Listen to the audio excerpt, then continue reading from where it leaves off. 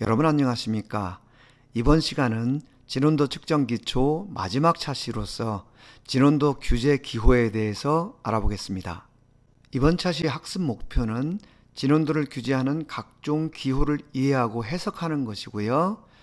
진원도 규제 기호와 규제 기호 해석, 그리고 3차원 측정기에서의 기준원 적용 사례에 대해서 같이 살펴보겠습니다. 먼저 이전 차시에서 공부한 내용들을 다시 한번 정리해 보겠습니다. 이 그림은 ISO 1101에서 진원도를 규제하는 방식입니다. 지금 이 부분과 이 부분이 진원도를 규제하는 규제 방법이고요. 여기에는 일반적으로 진원도와 공차 이 두 가지만 규제가 되어 있습니다. 기준원과 필터 등에 대한 규제는 현재 없습니다. 이것은 ASME에서 진원도를 규제하고 해석한 방법입니다. 마찬가지로 진원도 기호와 공차가 표시되어 있고요.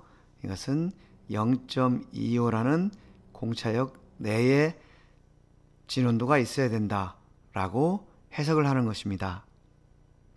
그리고 여기에는 이 제품의 수직인 단면에서 이 진원도를 측정해야 된다라는 것이 암시되어 있습니다. 지금 보시는 것은 ISO 1101 최신 버전인 2017년도 판에서 규제된 내용들입니다. 지금 이 부분은 우리가 지금까지 보아왔던 일반적인 규제 내용이고요. 지금 여기서는 우리가 보지 못했던 이 부분이 포함되어 있는데, 이것은 이 진원도를 측정하는 단면이 이 데이텀 D, 이것이 데이텀입니다.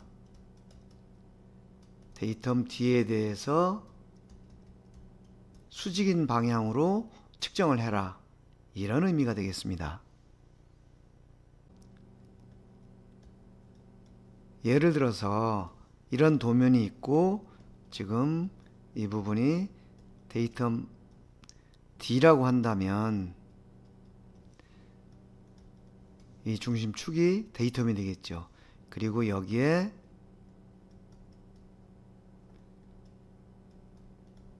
진원도를 규제하고 여기에 만약에 이런 기호가 있다고 한다면 이 데이텀 D라는 이 축에 대해서 수직인 방향으로 이 진원도를 측정해라, 이런 의미가 됩니다. 그리고 지금 여기에서는 진원도를 측정하는데 그 옆에 어떤 기호가 붙어 있습니다. 여기서 G라는 것은 가우스 필터를 의미하는 것이고요. 50이라는 것은 컷오프를 의미합니다.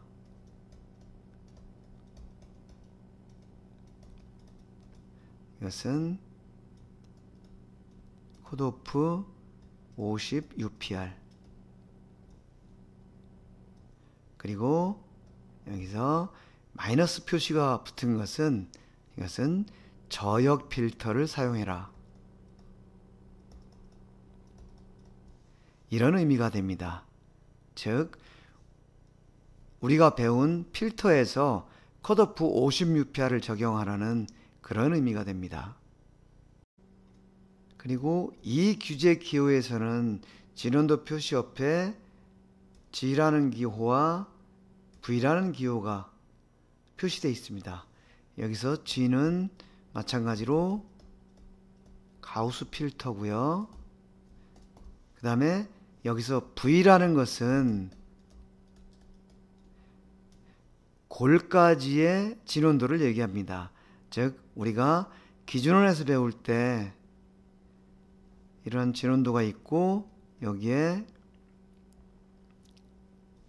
이런 LSCI를 적용했을 때 진원도는 LSCI의 중심 좌표에서 가장 작은 R, 그 다음에 가장 큰 R, 이 차이값을 이용해서 R1, R2라고 하면 R2-R1 이걸 이용해서 RON T를 계산한다 그랬고요. 그 다음에 이 기준원에서 가장 안쪽으로 들어온 부분, 이 부분을 RON V라고 표현을 했고, 가장 밖으로 튀어나온 이 부분을 RON P라고 표현을 했습니다. 그런데 여기서 이 V라는 기호는 RON T나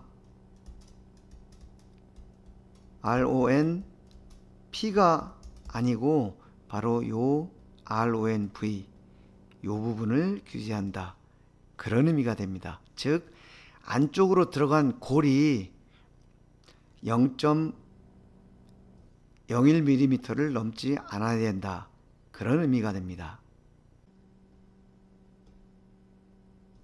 그리고 여기서는 G50에 뒤에 마이너스가 붙었고요. 그 다음에 N이라는 기호가 붙었습니다. 여기서 G는 마찬가지로 가우스 필터고요. 50은 컷오프 UPR, 그리고 마이너스 기호는 저역 필터를 적용하라는 것을 의미합니다. 그리고 여기에 표시된 N이라는 기호는 최소 외접 기준원, 즉 MCCI를 적용해서 이 진원도를 평가해라, 이런 의미가 됩니다. 그리고 이 규제 기호에서는 F7이라는 생소한 기호가 표시되어 있는데요. F7이라는 것은 7차 고조파 성분을 규제한다, 그런 의미입니다. 다시 말씀드리면 7차 고조파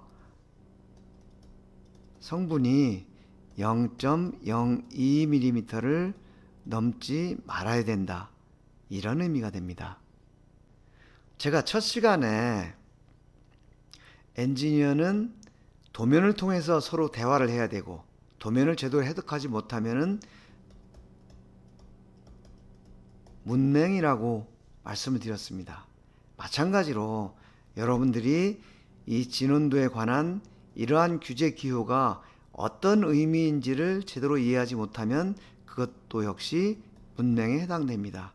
하지만 여러분들은 이번 과정을 통해서 이런 것들의 의미를 충분히 이해할 수 있었기 때문에 이제 문맹을 탈출하셨다고 저는 생각을 합니다. 문맹 탈출은 여러분들 업무에 매우 중요한 의미를 갖는다고 볼 수 있습니다. 그리고 이런 필터라든지 컷오프 이런 개념이 이제 원을 넘어서 원통, 그리고 평면의 개념으로 확장이 되고, 이제 3차원 측정기에서도 이런 것들이 사용된다고 말씀드렸습니다. 이에 따라서 ISO 규격에서는 여러 가지 기호들을 공통적으로 사용하도록 규제를 했습니다. 예를 들면 C는 최소 영역법, G는 최소 제거법, 그 다음에 X는 최대 내접, N은 최소 외접, 이런 것들이 지금 기호로 표시가 되어 있고요. 또 원이나 원통이나 평면에서 공통적으로 적용할 수 있는 P는 피크, V는 밸리, 이것은 산이 되고 이것은 골이 된다고 그랬죠. 예를 들어서 평면인 경우에도 이런 평면이 있다 그러면 이런 최소 제곱 평면이 기준 평면으로 설정이 됐을 때 이것이 V가 되고 이것이 P가 되는 것이죠. 그리고 T는 토탈이라고 했습니다. P에서 V까지 이 거리, 이것이 T가 되는 것이죠. 이런 여러 가지 기호들이 ISO 1101 최신 버전에서 규제가 되어 있습니다. 물론 지금은 많이 사용하지 않고 있지만 앞으로 점점 사용이 확산될 것이기 때문에 여러분들은 이번 기회에 이런 개념을 확실히 이해해 두시는 것이 좋습니다. 그리고 이것도 우리가 배운 내용입니다. C는 최소 영역법, 그리고 G는 최소 제곱, N은 최소 외접, X는 최대 내접. 진원도 측정해서 기준원으로 치자면 이것은 MZCI가 되고요. 이것은 LSCI, 이것은 MCCI, 이것은 MICI. 그런데 여기서 T라는 기호가 나오는데요. 이것은 평면에서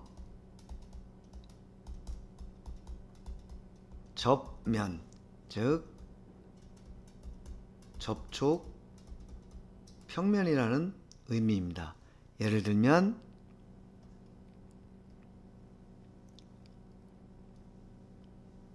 이런 평면이 있을 때 지금 어떤 이상적인 형상을 가진 기준판이 이쪽에 접근하면서 이 가공된 면에 접촉되는 것을 가정하는 것입니다. 예를 들면 이런 면이 있다고 하면 이때 전면은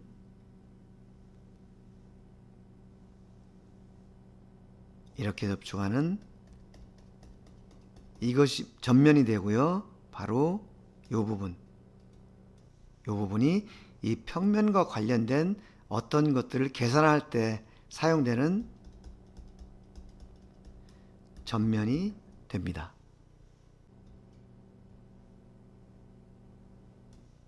만약에 도면에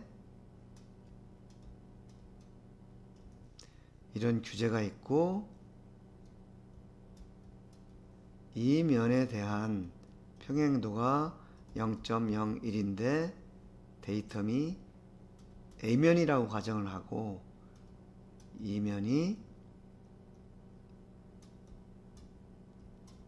A면입니다. 그런데 가공된 제품이 데이텀 A면에 대해서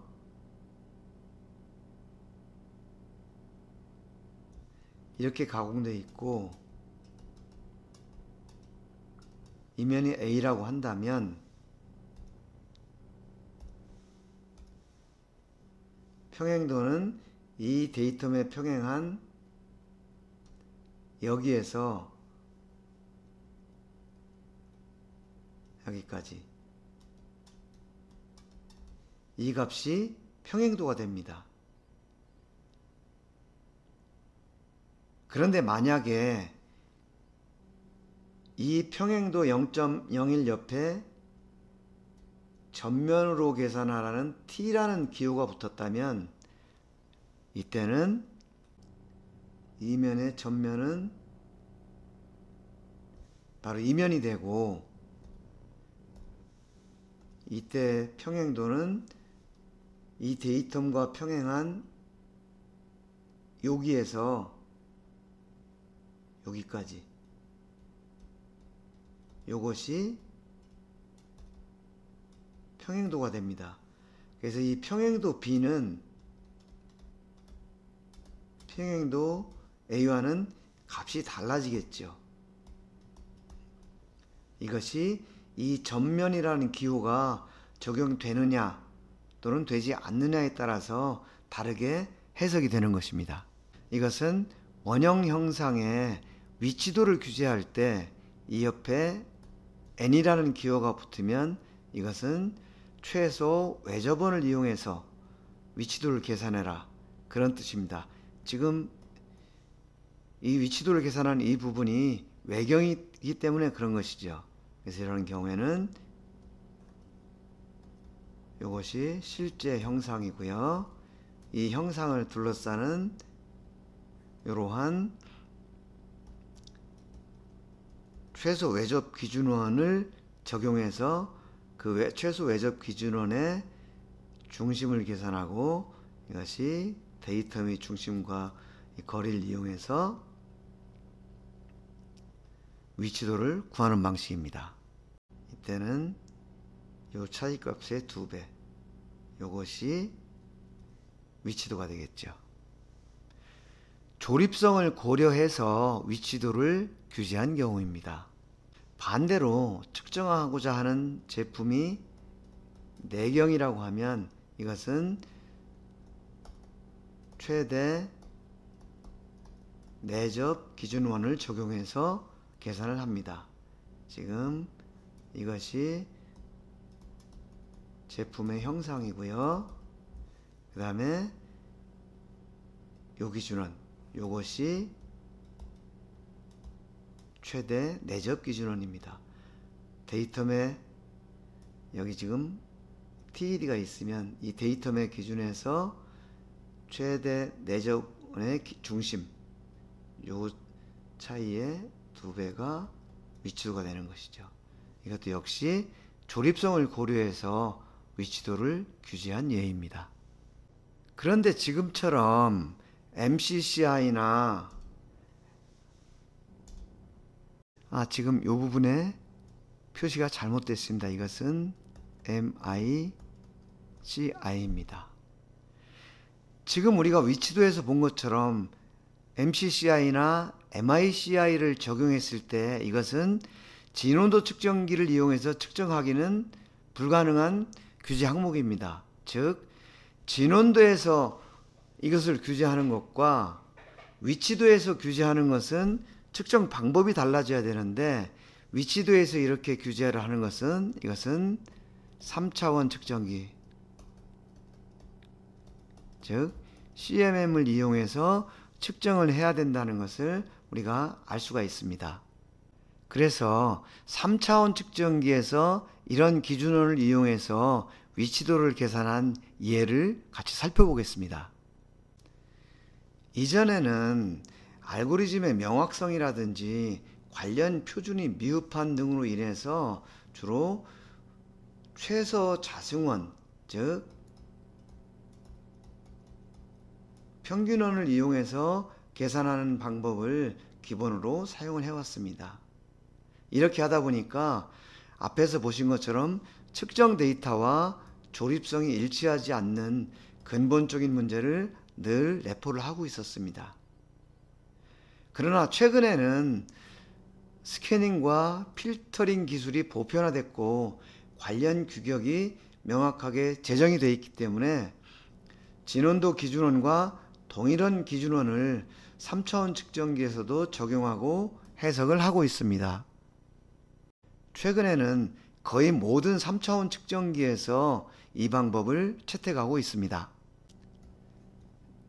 이것은 동일한 제품 형상을 기준원을 어떤 것을 적용하느냐에 따라서 이렇게 중심 위치가 달라진다는 것을 보여주고 있고요. 그에 따라서 보시는 것처럼 X좌표가 그리고 Y좌표가 각각 달라지게 됩니다. 이렇게 되면 이제 위치도를 계산할 때 기준원에 따라서 값이 변하게 되는데요.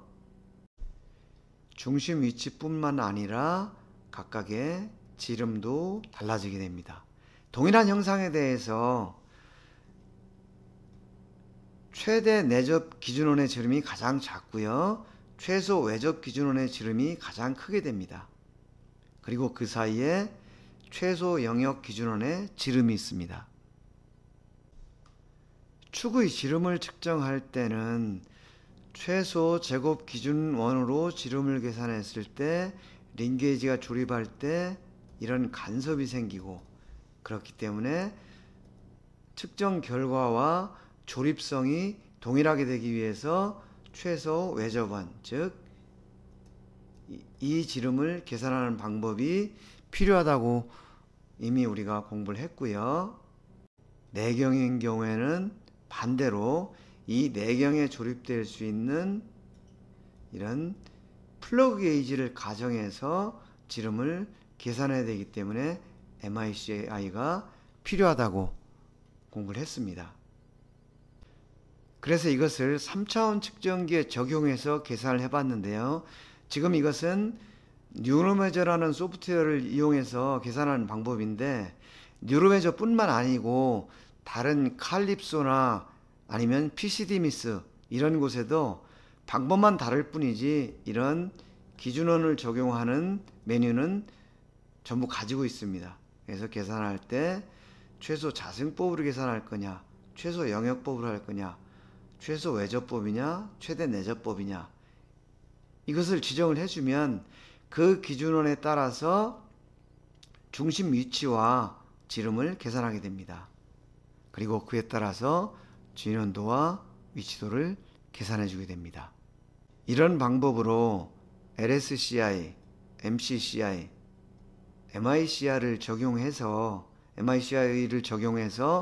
데이터를 분석을 해봤습니다. 지름이 지금 이것이 LSCI이고요. MCCI는 당연히 이거보다 크게 되고 MICI는 작게 됩니다. 그리고 진원도와 위치도도 각각 차이가 있는 것을 우리가 볼 수 있습니다.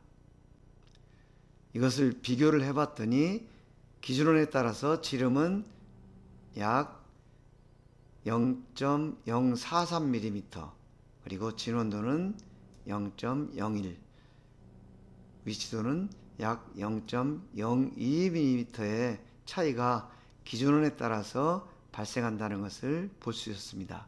그런데 지금 이 데이터의 차이는 어떤 임의 형상을 갖는 원에 대해서 나타난 거기 때문에 형상이 달라지면 이 비율은 또 달라질 수가 있습니다.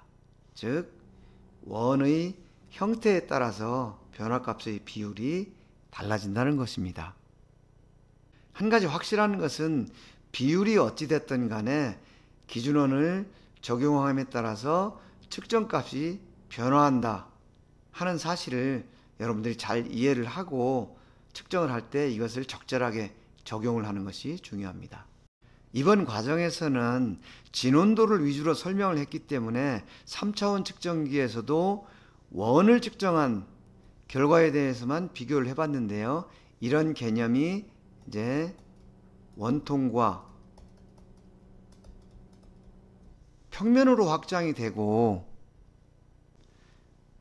이런 것이 원에 관한 진원도나 동심도 뿐만 아니고 이제 평면에 대한 직각도, 그 다음에 경사도,